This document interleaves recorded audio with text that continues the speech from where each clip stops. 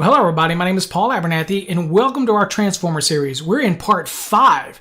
So we're assuming that you've watched part 1 through 4 and you fully understand all the rules for calculating the primary and secondary current rating of a transformer, the overcurrent protection on the primary and secondary, the conductor sizing of the primary and secondary conductors when it comes to things like tap rules under 240.21b3. That you understand if you didn't use the tap rules, you size them full size based on the device that they terminate into. Assuming you've done all that, you've worked into part 4, which talked about the 10-foot secondary conductor rule and how that applies. And now you've found yourself at the 240.21c3, 4, 5, and 6. And we're going to talk about those here today. Okay, so as we look at those, we're going to try to, I don't really have graphics for all of them, so we're going to kind of bounce around a little bit. And some of them just are a matter of looking at the code, and it's pretty simple to gather. So we're going to look at the code, and we're going to try to gather them. And then, of course, I have a graphic that I can refer back to, most notably when I'm dealing with the 25-foot secondary conductor rule, that we can kind of go back to give us some references. A couple things to take into consideration when we're dealing with a transformer. It's a primary delta to a secondary Y. It's a 480, 208, 120. And we use that for all of our calculations here when doing with transformers. Just makes it easier. But if you want to learn some of the tips and calculations, you got to go back and watch part 1. But you really should be watching all of the series up to where we're at number 5 right now. So hopefully you enjoy this one here as we talk about the secondary conductor rules. So let's jump right into it and jump right into the code and look at the rules here. So we're going to talk today in 240.21c3, an industrial installation secondary conductors not over 25 feet long. So they could be 10 foot, they could be 18 foot, they could be 21 foot, but they can't be longer than 25 feet. Now, prior to this, here's something that's real important for you to take away. This is an industrial installation. So prior to this, all of our secondary conductors terminated into a single overcurrent device or a single set of fuses. This one's a little different because it's a controlled environment. It's supervised. It has maintenance protection. I mean, there's qualified people involved here in this type of facility. It's an industrial facility. So, we could apply this 25-foot secondary rule whether or not we went into a switchboard or switchgear and we had a grouping of, let's say, 8 circuit breakers rated at 100 amps, okay, each one of them. And you're going to see how we do what's called a sum value in order to size the secondary conductors here, at least at a minimum size. All right, so we have all these rules that we're going to follow, but it's very limited here. And so let's kind of cover it, and hopefully you won't get confused in the process, and I'll try not to confuse you. It should be pretty simple, straightforward. All right. So here it says, for the supply of switchgear or switchboards in industrial installations only, it says where the length of the secondary conductor does not exceed 25 feet and complies with all of the following. Okay, so again, it could be 25, 24, 23, 22, all the way down to 10 foot, whatever. Okay, as long as it doesn't exceed 25 feet. Okay, and again, these are for the supply that's going to a switchgear or switchboard. Okay.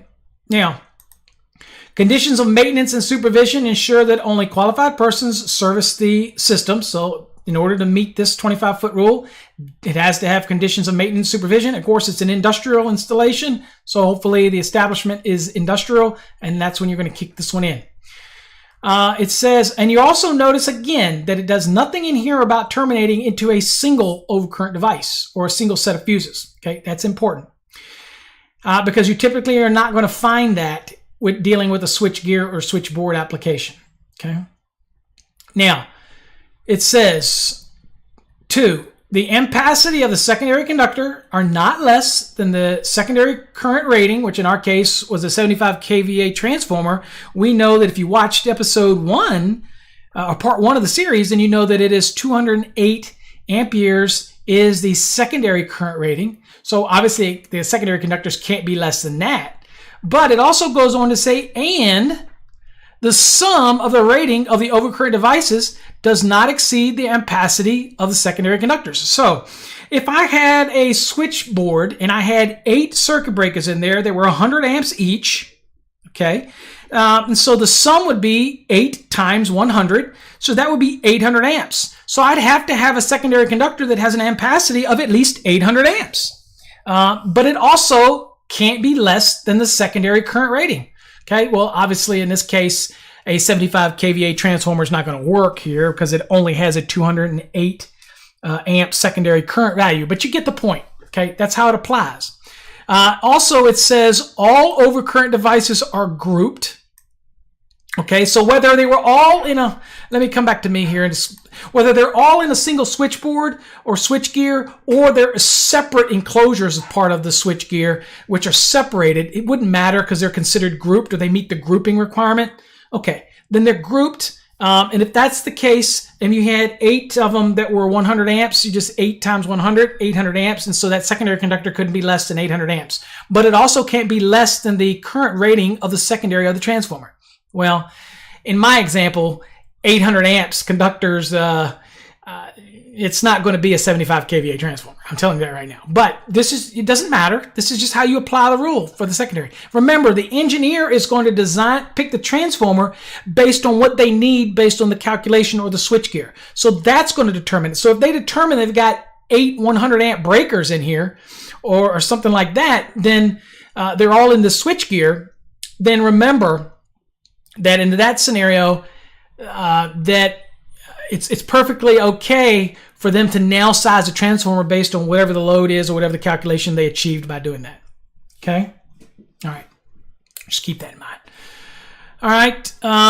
So I just use that as an example. For more often than not, you're probably going to see something like a 6. I'm just using that as an illustration. If I had 6 100 amp breakers in there, okay. If that's the case, then for the switchgear or switchboard, then I'd have to have secondary conductors that are at least 600 amps. That's kind of what the rule goes like. Okay, you get the gist of that rule, right? All right, so let's go back to the code.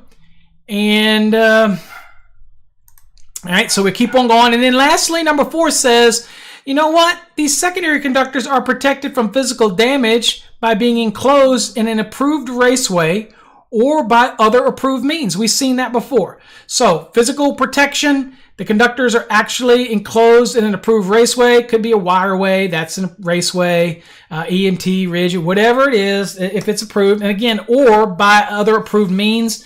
And what is that other approved means? We all know that's the AHJ. If they consider it approved and they're okay with it, okay. All right, so that's the rule. So that one's pretty simple. It allows you to go up to 25 feet. You meet all these rules. In the conductors, secondary conductors, again, this one is probably one that's going to be designed, whereas the engineer sizes what they need in the switchgear or switchboard, and then determine what they need for secondary conductors, and then they're going to size their transformer. Okay, you're not going to get this one on an exam. I'm just saying. All right. So anyway, if you do, tell me I'm wrong. Email me, but I don't think you will. All right. So let's go back to the code again and let's keep on going. Let's look at the next one.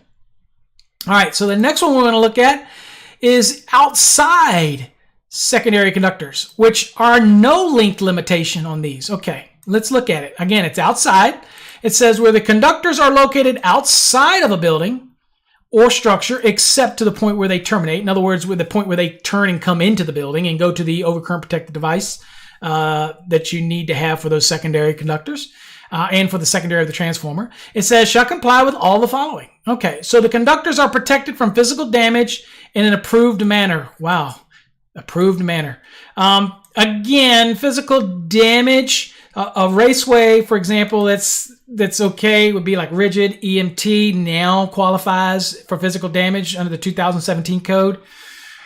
Schedule 80 PVC qualifies. So again, but again, when it says approved manner, the AHJ is going to make that approval, okay? But it does have to protect it against physical damage, okay? So most AHJs are going to pull back and say, okay, give me a wiring method that is actually stated in the code somewhere that is acceptable to protect against physical damage. That's what they're probably going to say, okay? For example, MC is not going to work. Liquid tight's not going to work, okay? That's what I'm talking about, all right? So let's go back to the code. All right, so that's the first one. The second one, it says, okay, the conductors terminate at a single circuit breaker. We got that back. Or a single set of fuses that limit the load to the ampacity of the conductor. So whatever the overcurrent device that you terminate into, again, if it's a 200 amp or 300 amp, the conductors are going to be sized based on that device. Okay, so those conductors have to have an ampacity based on whatever it's terminated into when it comes to the circuit breaker or the fuse. Okay, it also says the single overcurrent device shall be permitted to be supply any number of additional overcurrent devices on its load side. Okay, so it doesn't matter if we actually come in and hit the overcurrent device. I can have additional overcurrent devices on the load side of that one that you hit, that single one, and that's okay. Okay, like on a panel board, I've got the main, and then I got additional ones after that. It's perfectly acceptable here. That's basic. Don't make that more complicated than it needs to be. All right. Now, 3. It says the overcurrent device for the conductors is an integral part of a disconnection means or shall be located immediately adjacent thereto. All right, so we have the allowances in the code to have the separate disconnection means and separate overcurrent protection. Now, they usually are integrated, but if they're immediately adjacent, means they're side by side. So I have overcurrent protection here, and I have disconnection means here, because again, it's coming into the building, okay, nearest point of entry into that building. They can be separate, but immediately adjacent to each other, or they could be integrated into the same piece of equipment. And that's what we're talking about here. Okay. So that rule is pretty simple. Again, you could have something that provides the overcurrent protection right here, and then next to it, you could have a disconnection mean, maybe a knife switch, but then next to it, it has fuses or whatnot, and they're immediately adjacent to each other. It could happen. Okay. So that's that rule there. All right. Let's go back and finish this one up. Item number 4. It says the disconnection means, because again, we are outside of the building and now we're coming into the building. Okay. It says the disconnection means for the conductors is installed in a readily accessible location. Sounds very familiar to 230.70A1, doesn't it? Complying with one of the following. Okay. 1, it's got to be readily accessible and it's located outside of the building or structure. Okay. Got you. And then it says, well, it can be inside, nearest the point of entrance of the conductors. Okay. Or it says C, it says we're installed in accordance with 230.6, which is being located outside of a building, nearest the point of entrance of the conductors. Now, what does that mean? Well, we have that rule in 230.6 where if it's outside of the building, it's underneath the building, it's a certain depth underneath or below a certain depth of concrete or whatever, it's considered outside of the building. Okay. If we encase conductors in 2 inches of concrete, it's considered outside of the building. Okay. Because it's protected. If anything were to happen, it's not going to be able to get through the concrete or brick, and you're going to be fine. And that's considered outside of the building. So a lot of times what happens is these conductors might go down on the secondary ones here. It might go down and under the building, under the slab, and then pop up into the equipment room, maybe up into wherever it's going to be inside the building. Well, if that's the point, okay, then that's perfectly acceptable where it comes out and up into the building. And that would be considered outside of the building until it penetrates into the building. Okay. And then once it penetrates into the building, then you've got other rules here, okay? And you're going to have that disconnection mean wherever the nearest point where it protrudes up into the building, okay? So you got all these rules. Again, these look very familiar, okay, for us when we look at 230.70A1 for the disconnection means for services, okay? So these aren't services, but it's very indicative of such, okay? All right. Now let's go on to 240.21C5. This one's dealing with secondary conductors from a feeder tapped transformer. All right. Now, this one is basically giving you the rule that we talked about earlier. It said transformer secondary conductors installed in accordance with 240.21B3, which we covered previously in our episode. I believe we covered that in episode 3. Shall be permitted to have overcurrent protection as specified in that section.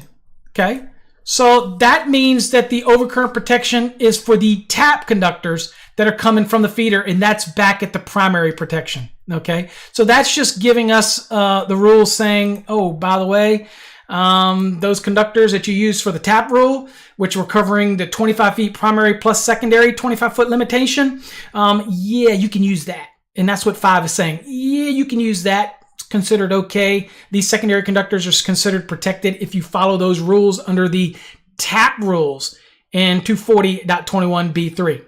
That's all that's saying. All right, now let's go on to C6. And that'll probably close it out for that. So here's the graphic that we're going to work from. All right, it's got all the rules here. There's only 3 caveats to this rule. So we still have our primary coming in. If you remember back in the previous episodes, this device was rated at 125 amps. It could be all the way up to 250%, but we're not utilizing it here. You got to go back and watch the other episodes to fully understand this. Okay, and so these conductors here, we're not talking about any tap rules here. So these conductors are protected at their ampacity. They're a 2 gauge, okay, and they're good for 115 amps. 115 amp rated conductor doesn't correspond to any overcurrent device rated at 115, but you can put it on a 125 amp rated device. So not only is this primary protection protecting the transformer primary, but it happens in our case to also be protecting these primary conductors as well. So these are 2 gauge, and this is a 125 amp rated device. And if you want to know all the ins and outs about doing that, you need to go watch the other parts in this series. Okay, we're not going to rehash that. We're going to deal with this 25-foot secondary rule. That's what we're going to deal with. All right, so the limitations. Now, again, let's do a little caveat. If the load has been calculated and the engineer states that this only needs to be a 200 amp device, okay, and the loads calculate, and this is going to limit the load to 200 amps, then these conductors typically would be, for example, have to handle the load, and that would be because they terminate into this device. So it would typically be rated at a 3/0 because that's good for 200 amps. Okay, so that's generally how we would size it right off the bat. Okay, because this is 200 amps. And we'll see if that's going to work out here in a second. All right. Now, if we used 125% for this device of the secondary, which is permitted to us in 450.3b, then this might be a 300 amp rated device. Okay, then these would be 350 kc mils that you would run. And we need to see if this rule is okay for this 25-foot secondary rule. Okay. Remember, this device here is all going to be based on an engineer's calculation. Once they determine what they need as far as the panel to be able to handle the load under their calculation, then in the real world, they're going to choose the transformer they need. Okay. In our examples, we do it the other way because we want to show you that if you have an exam and they give you a value of a transformer, then you can calculate the secondary and the primary overcurrent protection ratings, the conductors, and all that. But in the real world, they're going to tell you, they're going to actually calculate a load, determine the panel size they need, determine the size of the overcurrent protection to protect this panel board, because it usually probably has power and lighting in it. So this is in accordance with 408.36, the size of this here protecting the panel board. And these conductors that terminate into it have to be protected as well at their full rating. So they have to be rated for at least 200 amps or 300 amps, whatever this device might be. Now let's look at the rules and see what they have to be not less than in order to be able to go up to 25 feet without having overcurrent protection right here where they get their source. Number 1, the ampacity of the secondary conductors to be not less than the value of the primary to secondary voltage ratio. And we showed you how to do that in previous episodes. That's the 408 divided by 208, which is 2.31, because we're going to use the 0.5 and round up. So that's what the value we're going to use. That's our voltage ratio. Multiplied by 1/3 the rating of the overcurrent protected device protecting the primary. Well, in our case here, this was 125. Okay. So that's 125 is what we were protecting the primary. So in our case here, let's do what it would be. So it's the 1/3 the rating of the overcurrent protecting the primary. So let me get the calculator up, and it would be, so we know it's 2.31 and 1/3 the rating. So 125 divided by 3 in this case is 41.666. Okay, so for our cases, we're going to say 42 amps just to make it simple. It's not going to make a difference here for us. So we take the 2.31, multiply it by 42, and that is 97.02. Okay, so 97. So this conductor right here, secondary, cannot be less than 97 amps. And of course it's not. All right. It is, again, whether it was a 200 amp, then it was a 3/0 copper, or if this was a 300, it would be a 350 kc mil. So it's not there. We don't have to worry about that. And we're going to look at the code here in a second. Next, it says the secondary conductors terminate in a single circuit breaker or set of fuses, limiting the load current to not more than the conductor's ampacity as permitted by the requirements found in 310.15. Well, okay, so the ampacity of this device right here, the fuse, is going to limit it. And if this was a 200 amp based on whatever load it was, then these conductors have to have an ampacity that's going to be limited to this 200 amp. So that would be the 3/0. If this was a 300 amp, then this would be 350 kc mil, because the 350 is good for 310, whereas the 300 kc mil is only good for 285. Remember, we cannot use the next size up rule on these secondary conductors. Can't do that. Okay, so this one right here. So people were asking me, then why couldn't I size these conductors to be 97.2 amps because of this rule? Because rule 2 says that, look, I had to size this to protect this panel board. This is also protecting the secondary of the transformer. And my conductors, based on rule 2, have to be at least the same ampacity the conductors do of whatever the device is that's going to be limiting the load, circuit breaker or set of fuses. So that's the limiting factor. Okay, so in our case, it would be a 3/0 copper for a 200 amp or 350 if it was a 300. Okay, just in kind of giving you some ideas. All right, and then lastly, it says 3. It says the secondary conductors are to be protected against physical damage and enclosed in a raceway or other AHJ approved means. Well, this is FMC, it's a raceway. This is EMT, this is a raceway. Even if I were to transition over to, let's say, PVC 90s, just for whatever reason, let's just say I did, those are considered raceways. It doesn't say anything here. This would be Schedule 80. So again, it's protecting it against physical damage, not a problem. We are including a supply side bonding jumper in here, so you don't have to worry about that. Okay, and we're doing all our bonding and everything, and that's going to be in another episode, so don't worry about that. That's going to be in the next episode. All right, so we're good to go. Again, we didn't size these conductors, the supply side bonding or the grounded conductor. We're going to do that together in the next episode. Okay, so I could go up to 25 feet. It could be 10 feet, 15 feet, 20 feet, 23 feet, or up to 25 feet. And we'd be good to go. And that would meet the secondary conductor rules and not have a problem. Okay, so we know what the primary is, and then we know how to do the secondary up to 25 feet. Okay, all right. Well, we covered all of those. Now, let's go to the code one more time and just read the code language so we can make sure we covered all of it. I did paraphrase it, but we want to make sure we cover it. Again, it states here, secondary conductors shall have an ampacity that is not less than the value of the primary to secondary ratio. We did that, 2.31, by 1/3 the rating of the overcurrent device protecting the primary of the transformer, which was, in our case, we did 42. And we did that, so we did 2.31 times 42, and that's where we came up with our value, and it wasn't a concern, nowhere near a concern. The secondary conductors terminate into a single circuit breaker. Remember, that's different than using the industrial 25-foot secondary conductor rule, which did not limit it to a single circuit breaker. But in this case, again, we go back to the old adage that we've been doing since we started in C2, is it terminates into a single circuit breaker, okay? All right. And then lastly, in 3, the secondary conductors, again, are protected against physical damage, and they're enclosed in an approved raceway. That could be a wireway, EMT, rigid, IMC, a gutter, an auxiliary gutter, or whatever, all of that type of thing, or by other approved means. So whatever the HJ thought was sufficient, there you go. They're going to give you sufficient protection and do that. Okay? All right. So that is all we're going to really we're going to talk about in this application. Let's bring it back to me and wrap this one up. So we've learned in 5 parts now how to do a bunch of things. Size things based on the code by just taking pure values. 250% primary is the maximum. 125% of the secondary rated current That's the maximums based on the tables that are in 450.3b. We've done that.